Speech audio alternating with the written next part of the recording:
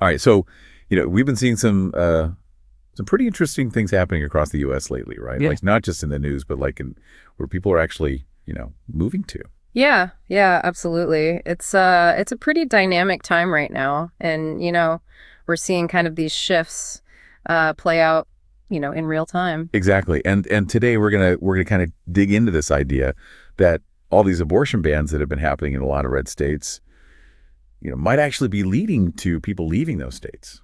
That's a big claim, right? I mean, people move for all sorts of reasons, so trying to figure out, how much of this is tied to these policies is going to be fascinating. Definitely. And to do that, we came across this discussion on the Ring of Fire YouTube channel and thought it would be perfect for a deep dive. The Ring of Fire, huh? Yeah. Okay, so for everyone listening, we're going to be diving into this idea and trying to figure out if these abortion policies are actually pushing people to move, and what that might mean, in the bigger picture. Yeah, exactly. Yeah. Yeah. So the video kind of jumps right in and makes this assertion that in the 2.5 years or so since the Supreme Court overturned Roe v. Wade, they're saying tens of thousands of people have left these red states with, total or near total abortion bans. Interesting. So they're linking this migration directly to the Dobbs decision, the one that overturned Roe v. Wade. It's sometimes called the Doss decision. Yeah, that's right. And the thing is, they're not just saying, oh, this is just like anecdotal. We've heard of a few people leaving. They're actually putting some numbers to this. Okay, so they're claiming this is a measurable trend based on, some sort of data they've got. Exactly. They cite a figure of somewhere between 127,000 and 128,000 people who they say have moved from these red states over to blue states, and they attribute it directly to the abortion restrictions. Wow. Okay, so that's a pretty significant number of people. I mean, that's not just a few individuals here and there. Right, exactly. It's like a real demographic shift, Yeah. that they're suggesting. That's huge. And it begs the question of like, who are these people? Right? I mean, are we talking about specific groups, or is this just, random across the board? Well, that's actually another thing they get into in the video. They talk about the demographics. And they say that a lot of these folks leaving are, high income earners, people with, advanced degrees, that kind of thing. So we're talking about, highly educated professionals, basically. Yeah. And they actually use this term brain drain. Yeah. Like these states are losing some of their, best and brightest, so to speak. Brain drain. Yeah, that's a pretty loaded term, right? I mean, it suggests that it's not just about the numbers of people leaving, but the skills and talent they're taking with them. Exactly. And it gets even more specific than that because they actually point out that doctors are like the biggest single group leaving. Doctors? Huh. Well, that's definitely significant, especially considering, all the conversations around healthcare access these days. Yeah. And they point out that this is especially true for OBGYNs, which makes sense given the whole context here. Right. I mean, if you're a doctor, and particularly an OBGYN in a state with a very restrictive abortion ban, you might be facing some really tough choices. That's exactly what they talk about, like this fear among doctors of legal repercussions, even in cases of like miscarriage or ectopic pregnancy where, medical intervention is clearly needed. Oh, wow. Yeah. So it's not just about disagreeing with the law. It's like a real fear of prosecution, even when you're trying to provide essential care. Exactly. And, on top of that, there's just the general, climate and environment in those states, which can make it really difficult for doctors to practice and, feel good about what they're doing. Right. So you've got this kind of compounding effect where, doctors might be worried about lawsuits or even criminal charges. And then they're also just feeling like, their professional autonomy is being restricted. And all of that is pushing them to leave, which, then creates this whole other problem of a potential shortage of OBGYNs and other specialists, which is a huge issue for women's health. Absolutely. I mean, you can't just, snap your fingers and create more doctors overnight. So if you're losing them, it's going to have a real impact. Right. And that's not even considering the impact on the women who are staying in those states who might have trouble finding care. So it's like this whole ripple effect, right? Yeah. And it makes you wonder, what about the younger generation, those who are thinking about starting families? What are they thinking about all this? Well, they actually address that too. They cite a statistic that says like 1 in 5 young people in these red states who are thinking about having kids are also thinking about moving because of the abortion laws. Wow, 1 in 5, huh? That's a pretty big chunk of the next generation potentially moving away. Yeah, and it really highlights that this isn't just an issue that affects people right now. Yeah. It's something that could have repercussions for years to come. in terms of where people decide to settle down and raise their families. It's like they're voting with their feet in a way, right? They're saying, if this is the kind of environment you're going to create, then I'm going to go somewhere that aligns better with my values. Exactly. And it's not just about abortion. The video makes a point of saying that this is a much bigger issue.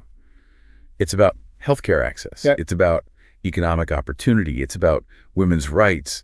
It's all of these things kind of wrapped up together. Right. It's like this perfect storm of, social and political issues all converging around this one topic. Yeah. And the argument is that, when people feel like their basic rights are being taken away or restricted, it creates this sense of, dissatisfaction.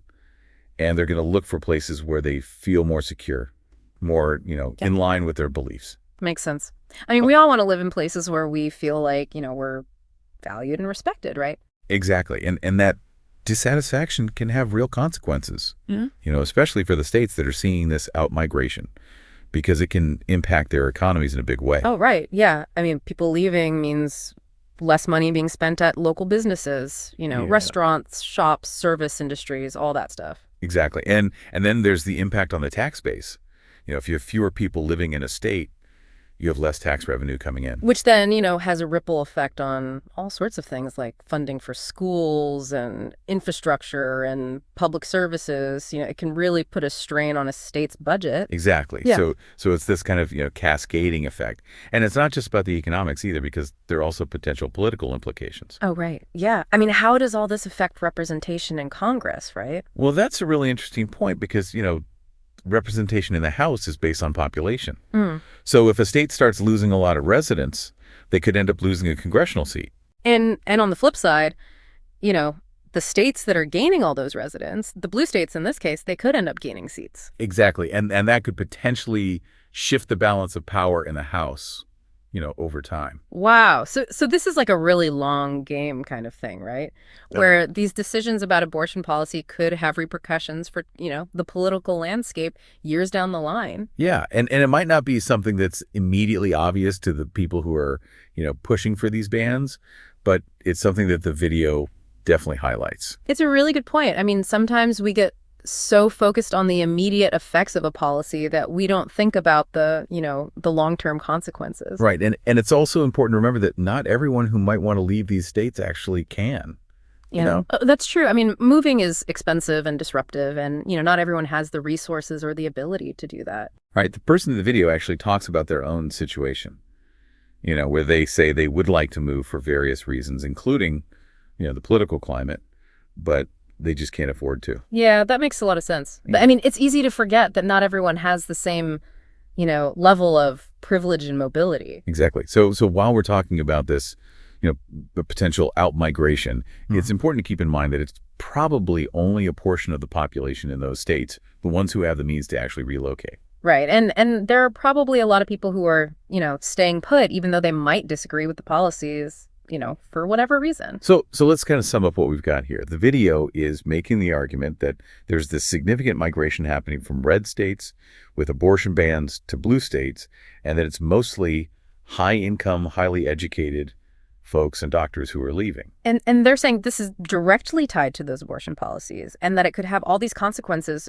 for healthcare access, for the economies of those states, and even for the balance of power in Congress. Right. And while it's not something that everyone can do, this ability to just pick up and move, it does raise some really interesting questions about, what happens when people feel like their values are no longer represented by the place they live. Yeah, that's a big one, right? I mean, what are the long-term societal and political consequences if you have this kind of demographic sorting happening where, people are increasingly clustering in places that align with their beliefs? Exactly. And what does that mean for our country as a whole?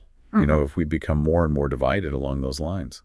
It's definitely something to think about. And, it shows how these seemingly, personal issues like reproductive rights can actually have these huge ripple effects across society. Absolutely. And it really underscores the importance of, staying informed and engaged and thinking critically about these issues because they affect all of us in one way or another. Couldn't agree more. It's on all of us to really grapple with these complex questions and figure out, what we want our future to look like. Well said. And, as always, we encourage everyone listening to keep digging into these topics and forming their own opinions based on the information they find. That's the most important thing, right? To be informed and engaged citizens who can participate in these conversations and help shape the future. Exactly. That's what it's all about. So keep those conversations going, keep learning, keep thinking, and we'll see you next time for another deep dive. Looking forward to it.